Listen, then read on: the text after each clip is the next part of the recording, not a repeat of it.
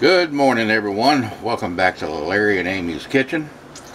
I am getting ready to prepare something for tonight's evening meal. I love using the crock pot, and we're going to throw everything that I am fixing here into the crock pot and let's let it cook all day.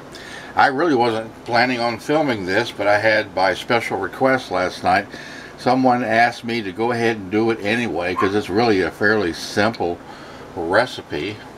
But if you haven't tried it, then maybe you should.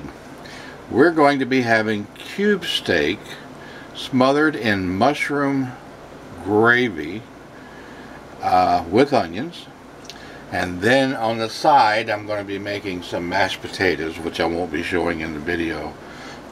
Probably with some broccoli covered with cheese. Sounds so good. So what we're going to do here is I've got 3 cans of cream of mushroom. I'm just going to take and dump the cream of mushroom right into the crock pot. I like to have something on the base of the floor of the crock pot rather than just putting the meat right down on it. Not that it's going to really hurt anything, but I don't know, maybe it's just psychological, but I prefer to have something, a coating underneath my meat as it cooks. Alright, that was can number 1. This is can number 2. We're just going to dump right in there. And I don't know if you've ever tried this or not, but I love cube steak mixed in gravy. I guess some people might call it southern steak or what have you. But that's the nice thing about the crock pot is that it makes that cube steak so tender you don't even have to use a knife with it. In most cases you can cut it up with a fork. Now the last can of cream of mushroom soup I'm going to dump into a bowl. Now this is something that I do. You don't have to if you don't want to. You know, normally with soup you would mix it with water or what have you. Let me step around here a second. But I'm going to do something a little different. I'm going to put 1 can of, well, I just threw the can away, so I'm just going to pour a little bit of milk in here, about the equivalent of 1 can. And what I want to do is I'm going to take a little bit of flour and put it in at the same time. And I think most of you will probably know. I'm going to take 1, 2, and we'll go 3. 3 heaping tablespoons of flour into the cream of mushroom with milk added. And I'm going to stir it up real good. Now what this will do, as meat is cooking and it's releasing its juices, plus the soup itself, it's going to make it a little bit soupy, and I like it thick. So this flour will tend to thicken things up a little bit for you, so that when you pour it over your gravy, it'll be so good. So what we're going to do is I'm going to go ahead and take this cube steak I've got right here, and I'm going to lay it right along the bottom of the crock pot. I've got several pieces here, so most likely we will have leftovers. Now before I put the second layer on, I'm going to put a little pepper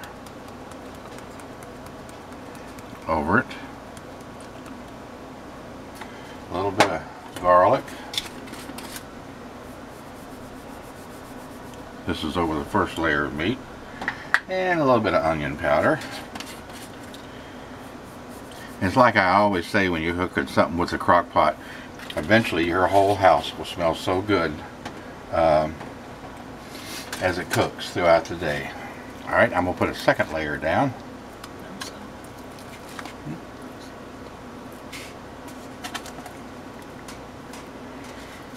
Yeah, I didn't put much salt. In fact, I didn't put any salt.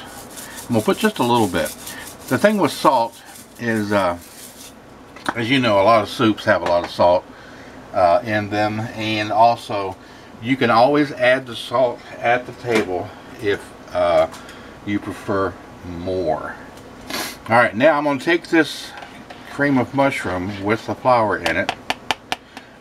Before I do that though, I'm going to go ahead and put a little more pepper over this second layer of meat. And then once again, you can always add the pepper after you have your meal cooked. A little more onion powder. And some garlic powder.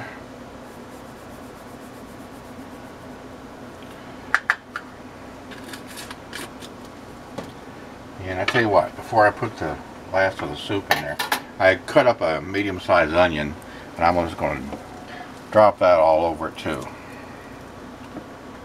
This will cook down, soften up, and it'll be so good tonight.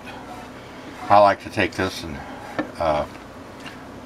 pour it over my meat, the gravy, pour it over the mashed potatoes, and eat it that way. So I'm going to take this mixture I've got here and just pour the rest of it right into the pot, just like that.